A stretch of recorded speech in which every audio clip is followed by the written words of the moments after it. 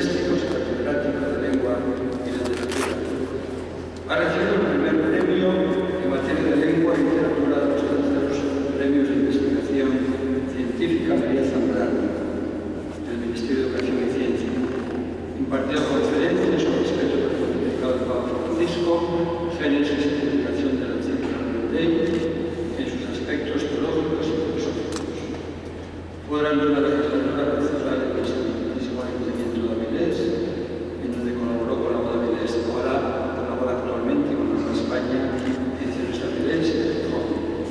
Ha analizado desde la perspectiva de la retórica clásica la obra de San Juan de la Cruz y de Santa Teresa de Jesús.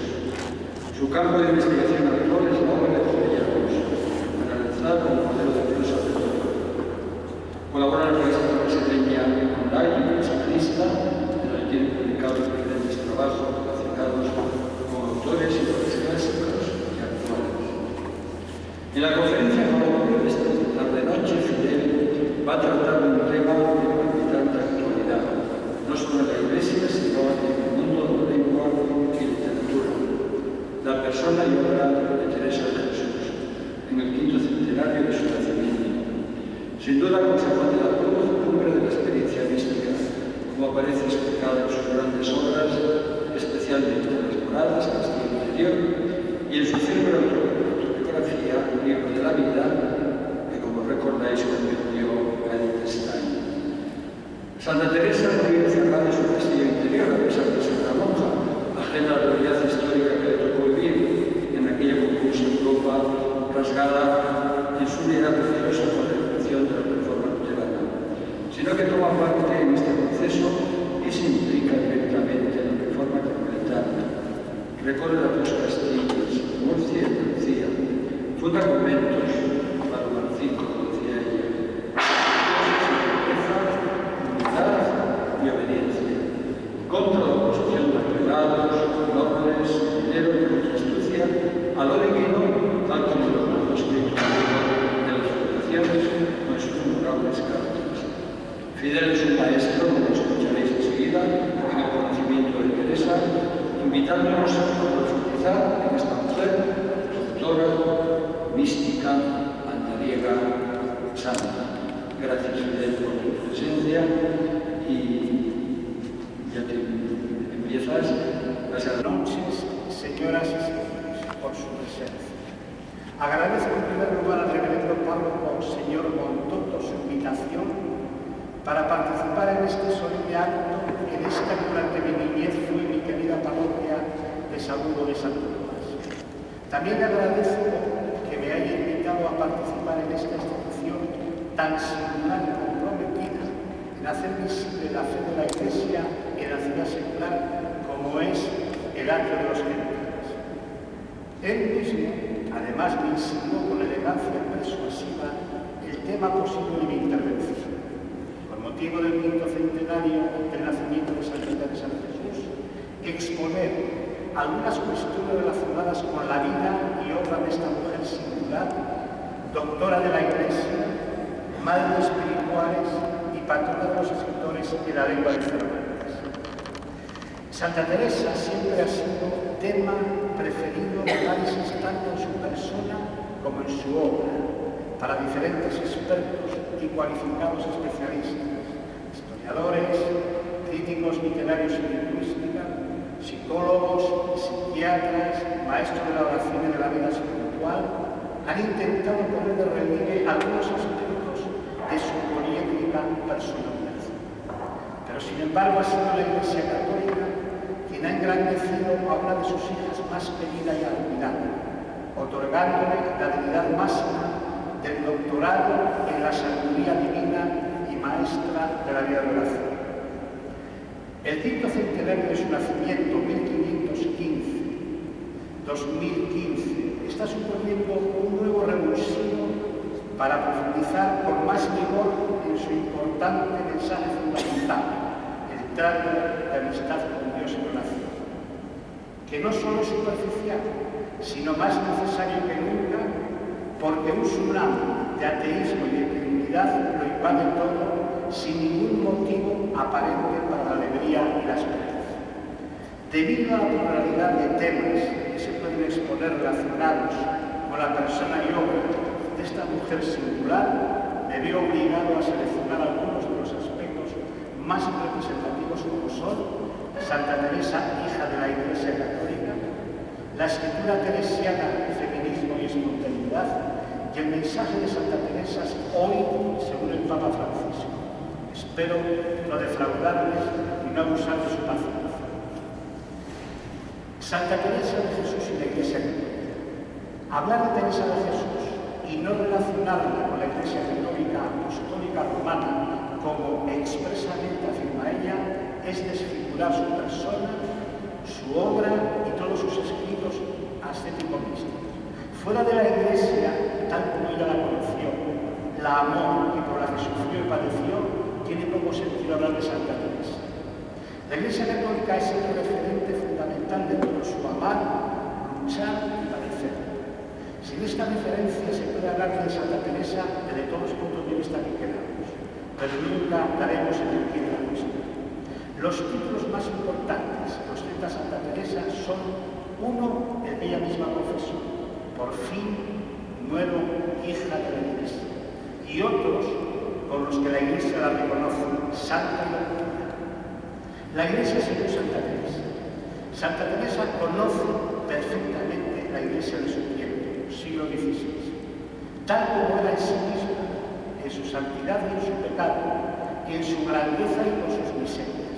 No la idealiza ni oculta sus debilidades y miserias. Por eso mismo ella pretende servir mejor a la Iglesia, no con la crítica despiadada, con la ruptura de su dogma, moral y litúrgica, como lo hicieron entonces y lo hacen los falsos reformadores, sino con más fidelidad, más humildad, más obediencia, pobreza y desprendimiento de los modelos mundanos. A la soberbia de los falsos reformadores ella opondrá la humildad. Al apetito desordenado de bienes materiales y placeres, la vida pobre y mortificada. Ella conoce indirectamente los falsos movimientos reformistas europeos a los que califica sin más precisiones de luteranos. Propiamente a lo que se refería no son los luteranos sino los calvinistas, y ha englobado todo el movimiento de la falsa reforma protestante en Lutero. Debemos de tener muy en cuenta que en la actualidad la vigencia de la obra teresiana, como la veremos cuando expongamos el pensamiento del Papa Francisco por motivo de su carta apostólica, no se mide por la posibilidad de ajustar sus esquemas espirituales y mentales a los nuestros, sino de la doctrina y ejemplo que nos ha legado y que pueden enriquecer la vida de la Iglesia del siglo XXI. Santa Teresa es una figura histórica singular. Vive en la España de Felipe II, con quien tendrá correspondencia epistolar, centro de un imperio grandioso en el que nunca se ponía el sol y centro de la catolicidad. Para ella, como reconoce en sus cartas al rey, el rey Felipe II es el verdadero defensor de la Iglesia y el principal garante de su catolicidad. Conoce otros acontecimientos como el desarrollo del Concilio de Trento, cuyos decretos afectan a la reforma carmelitana que ella está emprendiendo. Conoce por testimonio directo el proceso de evangelización del continente americano, descubierto recientemente por Colón, en el que han emigrado todos sus hermanos en busca de la fortuna con el mito del Dorado. También conoce la actividad de la Inquisición y la dura represión de los movimientos espiritualistas y de los alumbrados, los falsos místicos, siendo algunas mujeres especialmente víctimas de esta persecución. La misma santa fue investigada, pero afirma, iban a mí a decirme con mucho miedo que podría ser que levantasen algo y fuese a los inquisidores.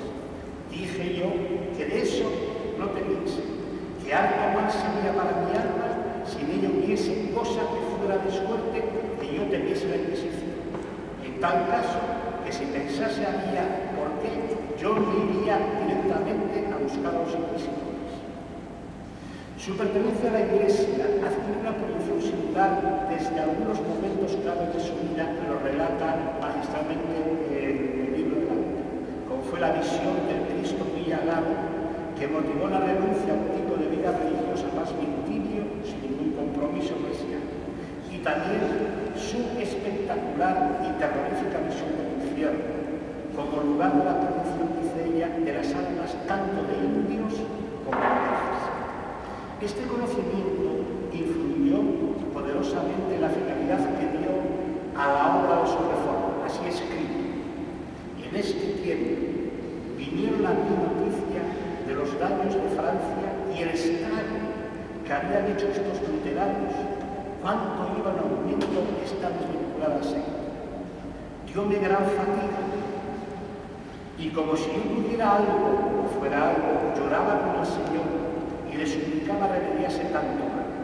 Parecía a mí que 1000 vidas pusiera yo como remedio de un alma que las muchas que allí se perdían. Además decía: estáse ardiendo, para ahora, estáse ardiendo el mundo. Quieren tornar a sentenciar a Cristo, como dice. Quieren poner su iglesia por el suelo. Y hemos de gastar tiempo en cosas que por ventura, si Dios se las diese, tendríamos un alma menos en la iglesia. Y aquí dice: si mi intención al fundar un convento con tanta estrechez y pobreza era que todas las monjas juntas, ocupadas en oración por los defensores de la iglesia y letrados que la defienden, ayudásemos en lo que pudiéramos a este Señor mío que tan apretado trae a los que han hecho tanto. Sentir con la iglesia, vivir con la iglesia. Para Santa Teresa, la máxima autoridad en cuestiones teológicas, litúrgicas, morales y espirituales, especialmente en las experiencias místicas, es el magisterio. Todo, incluso los mandatos que recibe directamente de Jesucristo en la oración más sobrenatural de unión y transformación del alma en Dios, lo trata con los teólogos, con los letrados, para que ellos dicten la última palabra sobre lo que ella percibe directamente. Citar testimonios de esta actitud humilde y devota llevaría mucho tiempo. Pienso que los siguientes son de por sí mismos. Dice: siempre procurad ir conforme a lo que tiene la iglesia. No la movería a ella, cuantas revelaciones pueden imaginar un puntito de lo que tiene la iglesia. Desmenuzaría a los demonios sobre una verdad de la que tiene la iglesia, aunque sea muy pequeña. En otra parte, contra la menor ceremonia de la iglesia que alguien viese y oíra, me pondría yo a morir 1000 muertes. En todo me someto a la corrupción de la iglesia. Os pido por amor del Señor que dais a su majestad el bien de su iglesia, que aquí van todos mis deseos. Ninguna otra cosa de la tierra la afligiría tanto si no fuera la muerte de quien hace falta en la iglesia de Dios.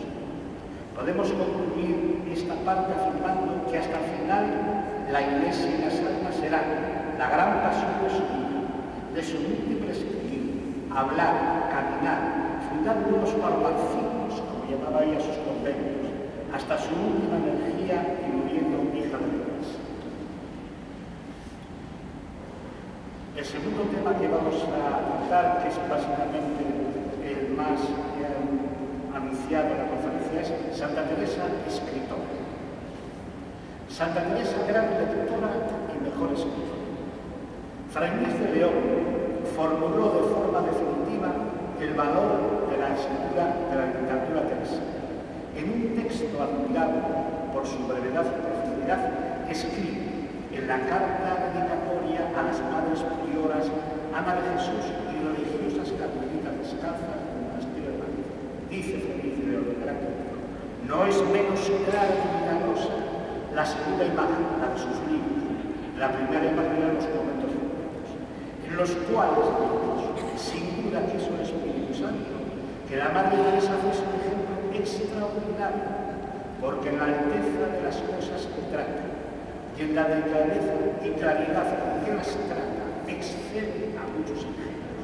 Y en la forma de decir, en la viveza y facilidad de estilo y elegancia y compostura de las palabras, y en una elegancia desafectada que deleita al extremo, dudo yo que haya en nuestra lengua escritura que con ella se iguale.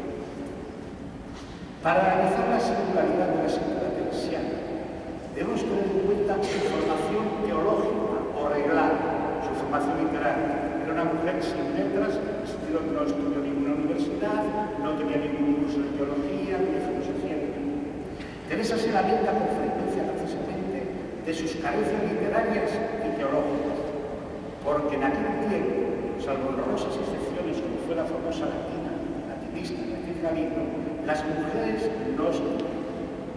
Por eso escribe: las mujeres no tenemos letras, estudios, y como no tengo letras, mi torpeza no sabe decir nada. Evidentemente son exageraciones. Sin embargo, esta carencia de letras la suplió con creces de la única manera que tuviera una mujer religiosa de su vida.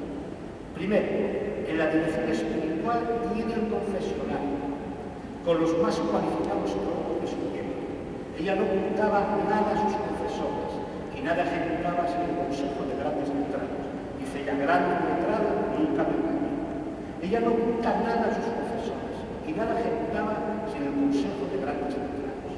Este trato directo o indirecto con grandes teólogos y experimentados directores espirituales supuso para ella un auténtico aprendizaje basado en la comunicación oral directa que sustituía los libros poco asequibles con frecuencia por su elevado tono magistral y abstracto, que además estaban escritos en latín.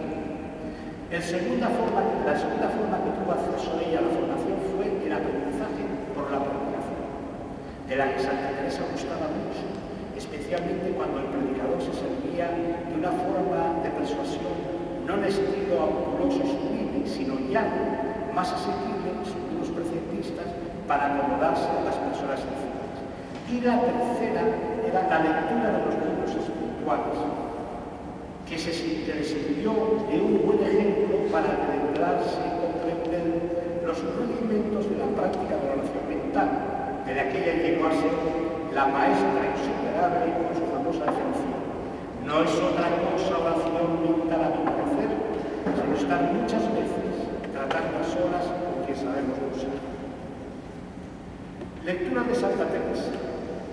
La doctora mística fue siempre desde la más tierna infancia una entusiasta lectora. En el libro de su vida cuenta cómo en su casa su padre era aficionado a leer buenos libros y así nos tenían romance en castellano coloquial y no declaraba a la gente para que leyesen sus hijos. Y cómo con su hermano Rodrigo, compañero de lecturas y aventuras, se recogía a leer las vidas de los santos. Dice, teníamos casi de edad, juntábamos en tramos a leer vidas de santos. En su adolescencia se enfrascó en la lectura de los libros de caballería junto con su madre. Hay que pensar que los libros de caballería eran como las telenovelas ahora, no tan liberales por supuesto, pero aventuras disparatadas, de amoríos entre caballeros, etc. Dice, era mi madre aficionada a libros de caballería. De esto le pesaba mucho a mi padre, que sabía de tener aviso a que no lo viese. Yo comencé a quedarme costumbre a verlos, y aquella pequeña falta que veía en mi madre me comenzó. Ella dice la falta de su madre porque la madre, como muchos hijos seguidos, en enfermedades, le servía los libros de caballería un poco de pasión. Comenzó a enfriar los deseos y comenzó a faltar los días. Parecía una mano, con gastar muchas horas del día y de la noche en tan vano ejercicio, aunque a escondidas de mi padre. Era tan en extremo lo que en este me venía, que si no tenía libro nuevo, no me parece que tenía tiempo. En los duros momentos de su juventud y enfermedad, leyó el famoso tratado de San Gregorio Magno, Las Morales, pues afirma: mucho aprovechó este tiempo de enfermedad haber leído la historia de Job en Las Morales de San Gregorio. Hacer un recuento de los muchos libros que leyó, especialmente relacionados con la ascética, basta para tener en cuenta lo que nos dice: aunque leí muchos libros espirituales, declara siempre. Aquí se refiere a que ella, las visiones y revelaciones que tenía, no las podía ver escritas en un sitio, porque estaban muy mal vistas, estaban perseguidas, y entonces no las aportaban ninguna solución. Entre los muchos autores cuyas obras leyó, de todas las tendencias de escuelas espirituales, se puede citar los franciscanos, así Francisco de Asís, el famoso tercer abecedario, Bernardino de la Ley, San Pedro de Alcántara, o dominicos como Luis de Granada, San Vicente Ferrer, jesuitas, Rodrigo Álvarez, San Francisco de Borja.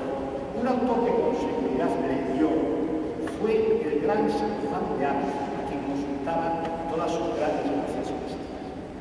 Una pena para ella muy grande fue la venida del inquisidor general Valdés, quien en 1559 publicó un índice prohibiendo la lectura no solo de libros que contenían herejías, sino muchos otros escritos en romance castellano que, a juicio del inquisidor, podían hacer daño a las almas sencillas y por eso escribió.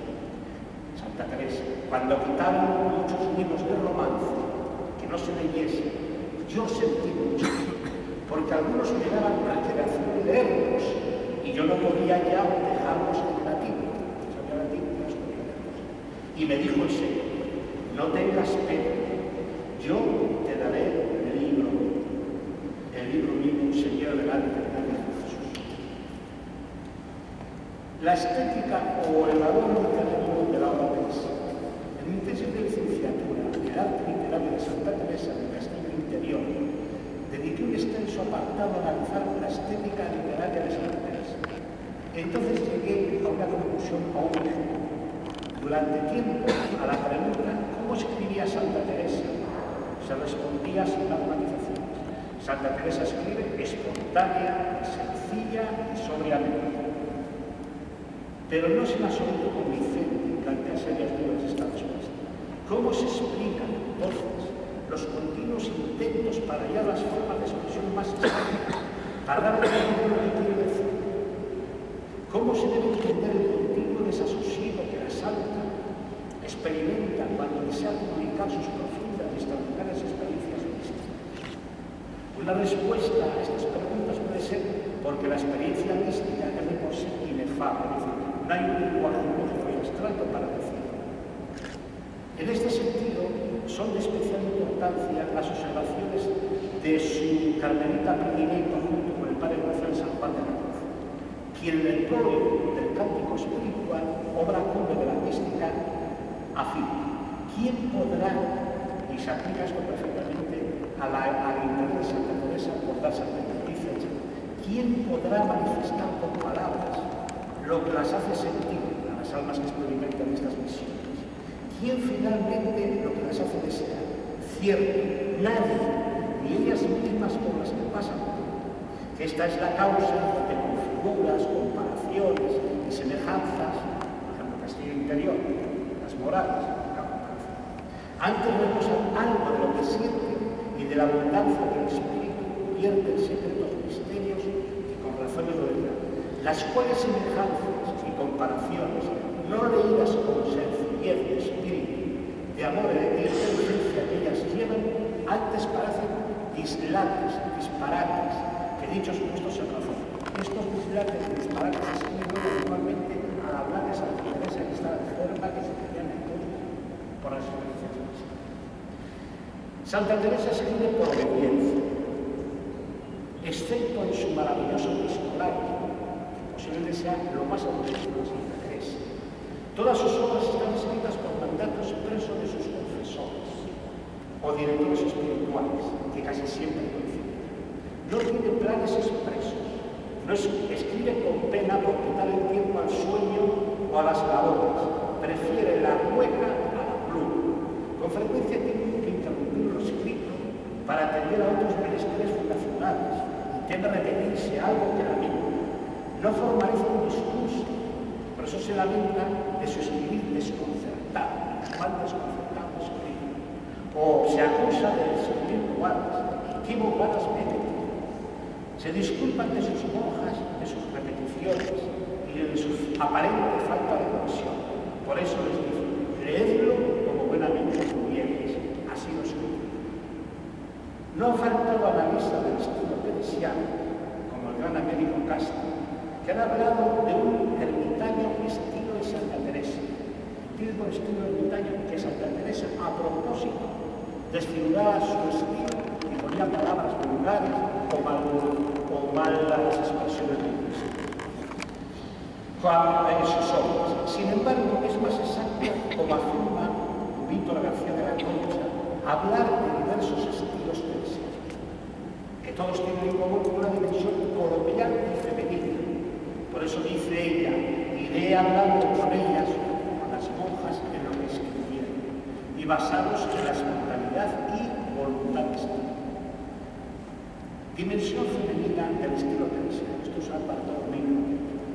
De lo que yo sé hablar es de la dimensión femenina de la escritura teresiana. No entramos aquí en la reciente polémica claramente interesada sobre un posible feminismo antes del feminismo radical que hoy subyace en la sociedad. Se trata de una consideración oportunista y fuera de contexto. Ella escribe por obediencia a sus superiores, pero sobre todo para sus monjas. Así afirma: díjome quien me mandó escribir, como estas monjas tienen necesidad de que algunas dudas de oración les declare, por eso iré hablando con ellas en lo que escribieron, porque se entiende el lenguaje de las mujeres mejor que otras. Con esto, Santa Teresa, además de seguir sin pretensiones de imitarme el principio de Juan Valdés en su diálogo de la ley, escribo como hablo, se anticipa unos siglos al famoso principio de Virginia Woolf, cuando afirma esto: saber a quién se escribe es saber cómo se escribe. Teresa no se preocupa de las técnicas retóricas y estilísticas, de las que podría poseer una experiencia ciertamente no académica, sino por sus amplias lecturas, sino que escribe con total libertad y espontaneidad. Por eso afirma al comunicar sus experiencias místicas: la voluntad no os alzamos nosotros por el comunicado. Cambio y fariseo, uno que va al templo, etc. Hacen más hacimientos de gracias que cuanto al entendimiento, con trastornar la retórica.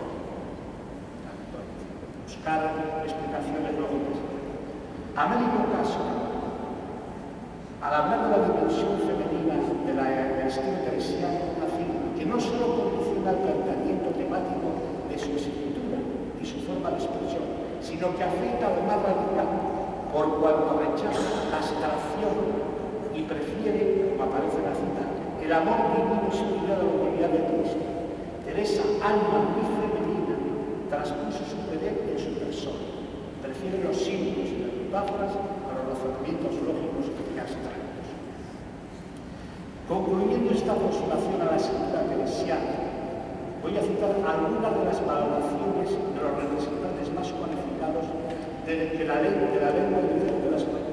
Don Marcelino Medina Cipenagui, tan grande como marginado por la ignorancia de lo políticamente correcto, escribe con entusiasmo casi hiperbólico, por una sola página de Santa Teresa. Pueden darse infinitos celebrados libros de nuestra literatura y de las historias. El gran historiador de la lengua, Rafael Apés, afirma: los escritos teresianos inspirados por el amor y rebosantes de emociones obtenían, por añadidura, la suprema belleza literaria. Y el gran premio Nobel, Camilo José Cela, escribe: como Quevedo, como Fernando Rojas, como Góngora, Santa Teresa da la impresión de estar creando en cada momento el lenguaje que se expresa. Vamos bien.